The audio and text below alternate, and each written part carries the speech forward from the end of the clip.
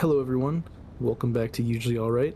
Today, we're talking about the TSG, the Tactical Strike Groups, and Charles is real excited about this one. I like talking about the nitty gritty stuff, and I think it's showing what the game can be. I think one thing that I'm happy to talk about though is I've seen a lot of people doing this mission with a lot of people, and a lot of people think that you have to have a lot more people than you really do need to have to do this mission. So I think the first thing I want to address before we really dive into the mission is we did this with 5 people. I'm certain we could have done it with 4 if we wanted to. 3 would have been a gamble. We tried to do it a few times with 3, and every time the Tranquility or Gabe, who we'll get into it a bit, died right before the end of the mission. I think it's possible, but you're not going to complete it every time. With that said, why don't we actually get into what the mission is?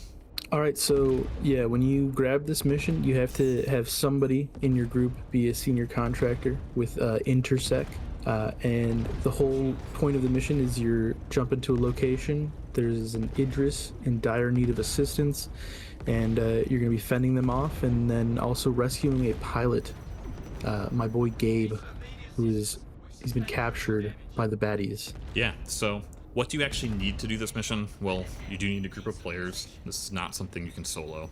And if anybody does manage to solo, please let us know. I'd be interested to see how you did that, because I think it would be, at the least, almost impossible. But with that said, for your composition, you guys are going to need a spread of ships. The first thing to note is you can take capital ships into this, but if you fly them anywhere above the station that you're going to see, it's going to get hit by these huge laser beam turrets, and it's not going to survive for very long.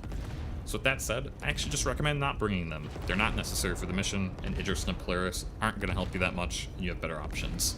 What we recommend the most for finishing the mission... Secret sauce that we found when doing this mission with 5 people was 2 people in a Perseus, 2 people in a Paladin, and 1 fighter to do the trench run. You're taking care of pretty much everything big with the Perseus, and the Paladin, once that armor is chipped through, can put some damage in, but Paladin's also really good at fending off those fighters. Yeah, and with the Paladin, we were just running it stock.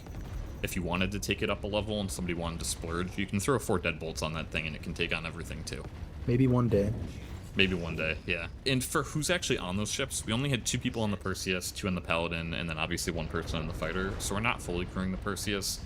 We did end up finding for us that having the Paladin was often better, and we'll get into why that was the case a little later. If you don't have that exact split of ships though, we do have some other recommendations. The next would just be a Perseus and 3 fighters. I think that one of the big takeaways you're going to have here is if you have a Perseus, it is fantastic for this mission, and you should be running it. Optimally with 2 people on board. You don't need the third. The third is just a luxury. The 3 fighters though are basically going to fill in the role of the Paladin and that fighter that you need for the trench run. If you don't have a Perseus, something that can just knock out big ships like a Perseus or Hammerhead quickly, really quickly, is still great to have. So Retaliator and Eclipse can do that. But if you're going to do that, we do think that you should preferably have some way to rearm it, so having an Ironclad or something nearby to actually put more missiles back on board it, and then just 4 heavy fighters. You could also take 3 Connies and 2 fighters, but if you're taking the Connies, you need to make sure that they all have deadbolts or big laser cannons so they can actually take on every target that you're going to need. And I do think that's going to be a lot harder with something like that. And then you can also just take 5 heavy fighters with all deadbolts. If you've got a bunch of stuff with size 4 and size 5 weapons that has the punch to punch through Hammerheads and Perseuses, you'll be good to go. You'll just need to be a little bit more on point. Those last 2, the 3 Connies, 2 fighters, and the 5 heavy fighters, that sounds like a ton of fun, and I would definitely like to try that out. Yeah, I think it would be a lot of fun. The big thing with that is I think everybody just needs to be really on point with their target communication so you guys can kill everything you need to when it needs to die instead of having everybody just off fighting its own thing. And the reason for that is because the order that you kill things in is actually really important to this mission in our experience. So essentially what you're going to end up having is you're going to have 2 teams. You're going to have 1 team that's going to be sticking near the Idris for a lot of the mission whenever there's things attacking it, and then your other team, which is kind of your objective team. They're going to take care of the trench run. They're going to do the FPS content to go free the pilot when you get to that part of the mission, and then you're also actually going to have them escort the pilot out as well, while you still have that team on the Tranquility. When you first come in, the Tranquility is not going to be getting attacked quite yet.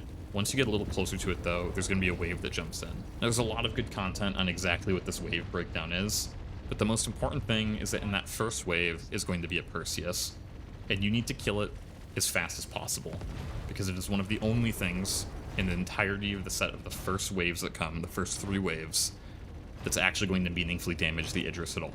And our goal here is to make sure that thing takes as little damage as possible early, because we're going to let it get hit a lot later. So when you first get in, find the Perseus, kill it as fast as possible. After that, there's nothing too threatening. I don't know if you have any insight into that, but really you're just fighting a lot of constellations, paladins, corsairs, and a couple areas after that, and some fighters. Yeah, that's pretty much it. Yeah, not a whole lot that can really threaten, a Perseus, or even a paladin, really. So yeah, you don't have to worry about some of that other stuff. So the next step after clearing those waves, specifically the Perseus and the bigger stuff, you have to kill some power batteries that become targetable, and you have to use ballistics on them. Just it's part of the mission. You can use missiles.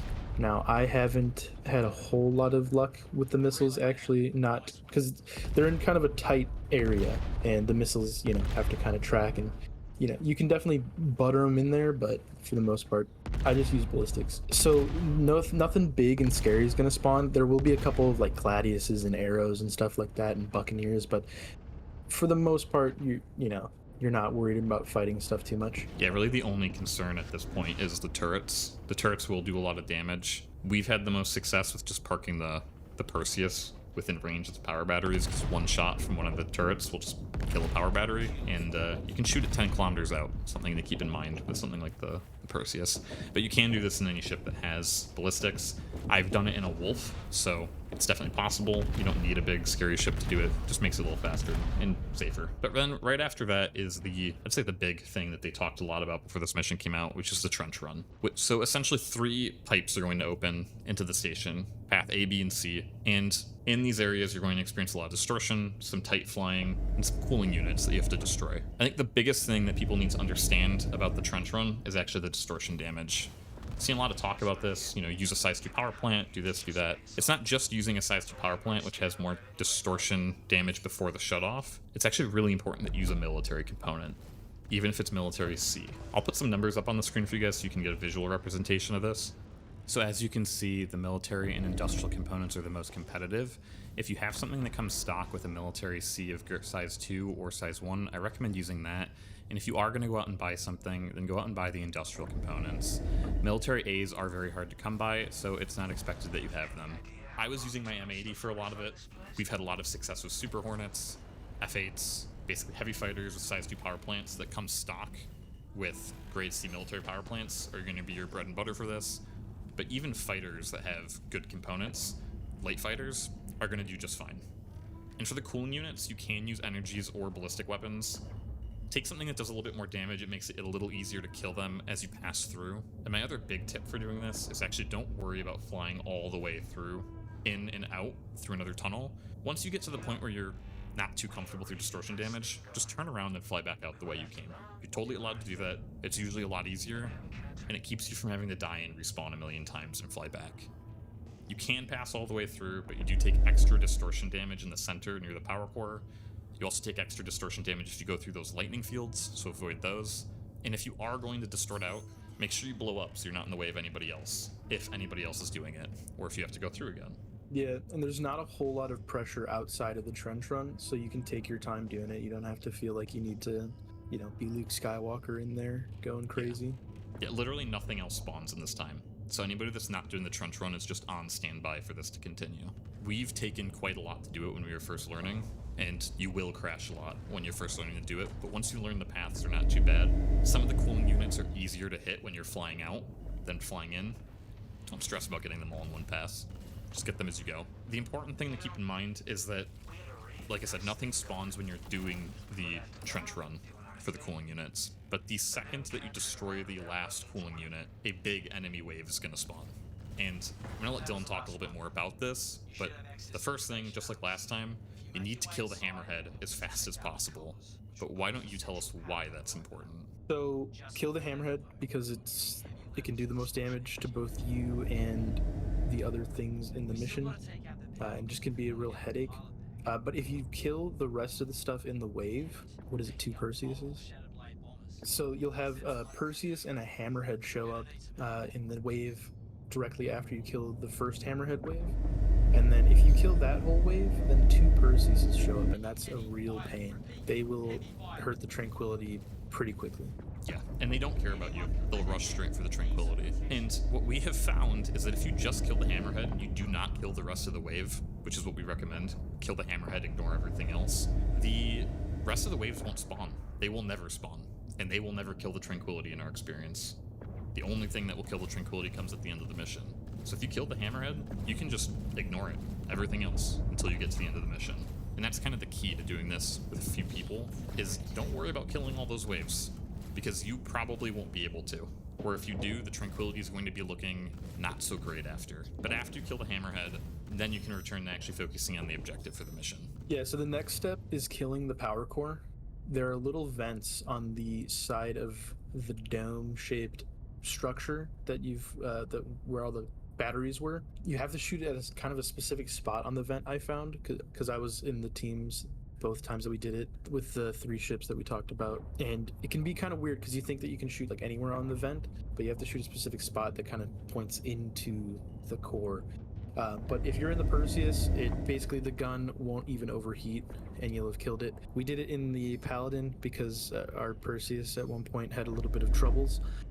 And it took a little bit longer, but it is doable with the size 5s and the size 4s. Yeah, and you can go into the trench to deal damage to it from within the trench on critical weak points with fighters. I don't recommend it. You'll take a ton of distortion damage, and it's just easier to kill from outside.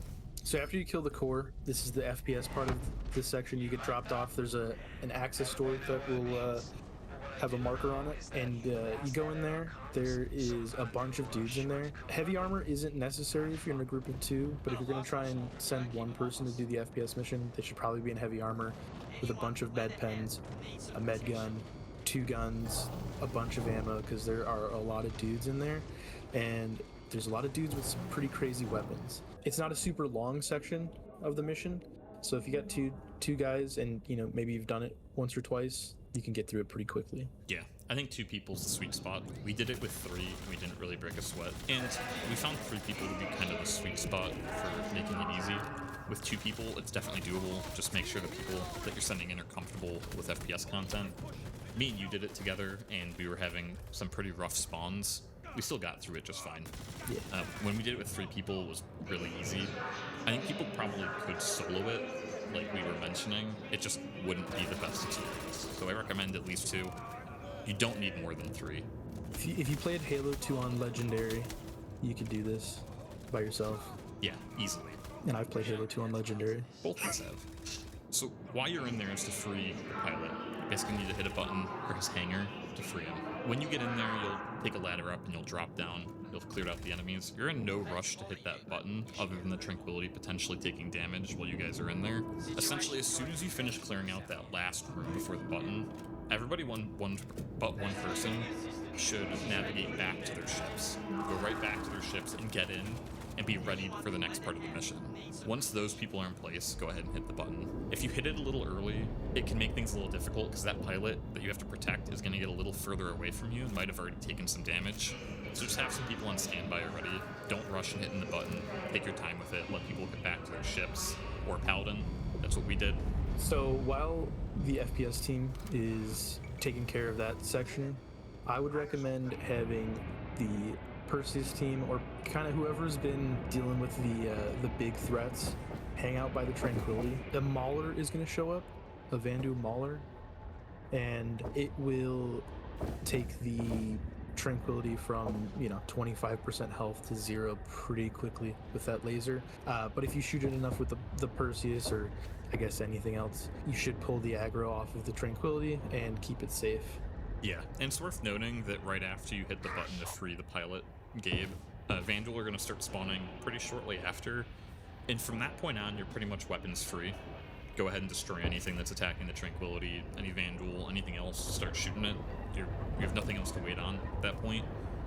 But the priority is when the Mauler comes in, make sure that laser doesn't stay on the Tranquility for too long. Everybody else is going to be escorting the pilot so he can quantum out, and you do need to stick to him like glue. The Vandal are going to fly right by you to shoot him. They do not care about you.